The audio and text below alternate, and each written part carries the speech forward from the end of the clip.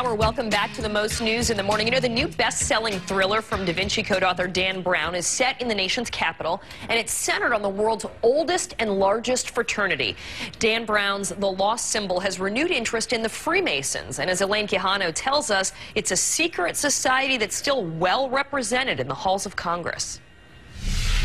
John and Kieran, for all the conspiracy theories about Freemasons, this much is true. They can still be found at the highest levels of American government. From the Capitol to the White House, Freemasons throughout history have freely roamed the halls of power in Washington. 9 of the men who signed the Declaration of Independence were Freemasons, as were more than a dozen U.S. presidents, including George Washington, who famously laid the cornerstone of the Capitol building clad in his ceremonial Masonic apron. These days, Masons can still be found in powerful government positions. Masonic historian Arturo de Hoyos. We have egalitarian ideas. We believe that people should rule themselves, that they should elect their own leaders, that they should be governed by constitutions, have separations of power. Senator Chuck Grassley's a Mason, so is Senator John Tester. But getting someone to chat about it can sometimes be tricky. I'm doing health care. Senator Mike Enzi didn't break stride while explaining why he's part of the secretive society. It's a brotherhood built on constructing good men.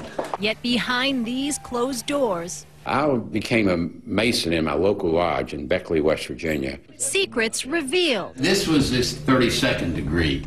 Congressman Nick Rahal, a Mason for almost 4 decades, decoded Masonry's most prolific symbol. You may see the compass and the square as symbols of Masonic training. We live by the square. We're upright individuals. The congressman describes Masonry as a fraternity. He says his mentor and fellow Mason, West Virginia Senator Robert Byrd, nominated him for membership. As a 33rd degree Mason, the highest level in the Scottish Rite of Freemasonry, Congressman Rahal acknowledges there are a lot of secrets and codes, but he says they're not sinister. So are you trying to rule the world? Well, let's say no. But if we were, would I tell you? No. Congressman Rahal says Freemasonry today is more of a social organization, and despite the prominent positions of some members, is not a forum to discuss power politics. John, Kieran? And if you believe that, I have a book to sell you. But it's true all over the dollar. You know, what you saw there was you saw the unfinished pyramid and the capstone.